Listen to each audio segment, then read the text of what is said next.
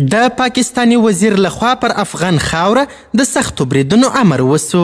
پاکستانی وزیر ویلي چې زموږ ځواکونه باید په افغانستان کې د پرونۍ پیښې غچ واخلي او هلته سخت بریدونه وکړي. تېره ورځ پر پاکستانی پوځیانو سخت برید وسو چې پاکستانی چارواکو یې پړه پر افغانستان واچول. دا چې پاکستانی وزیر نور څه ویلي، دوی څنګه پر افغان خاوره سخت بریدونه کوي، په اړه یې افغان حکومت څه ویلي. که غواړئ پوه سئ نو ویډیو تر پایه وګورئ. سلامونه قدرمنو لیدونکو، مشال پریس یوټیوب چینل ته مو هرکلی کوم. د یوه پاکستانی مقام لخوا پر افغانستان د دغه هیواد د بمبارۍ امر وسو.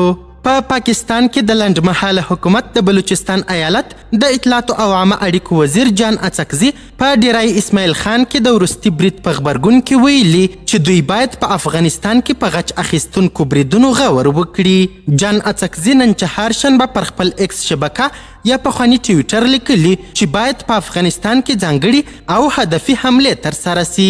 هغه زیاته کړې چې افغان طالبانو ته باید پیغام ورکړل سي چې دوه ګونې لوبه نوره نسي زغمل کیدای. په ډیره اسماعیل خان کې د سیشنبې له برید وروسته چې د پاکستان د پوځ 23 سرتیري پکښې ووژل سول او له 10 زیات ټپیان سول، د پاکستان د بهرنیو چارو وزارت په اسلام آباد کې د افغانستان د اسلامي امارت تر کنټرول لاندې د افغانستان د سفارت سرپرست احمد شکیب احضار کړ.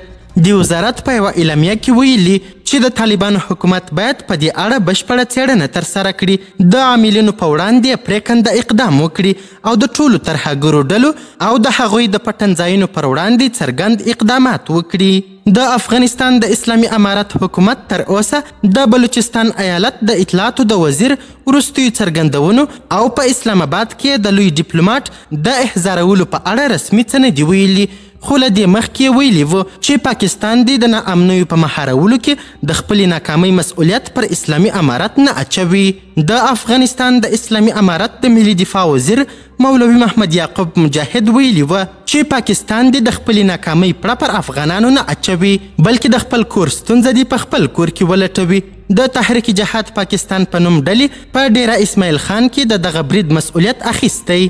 د پاکستان د بهرنیو چارو وزارت دغه ډله د تحریک طالبان پاکستان یا TTP اړوند یوه ترهګره ډله بللې ده.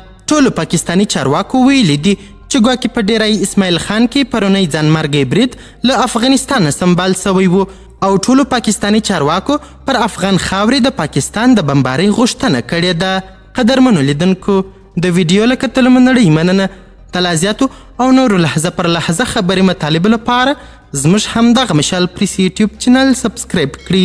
تر بیا او بلې ویډیو ښه وخت ښې چارې، د الله په امان.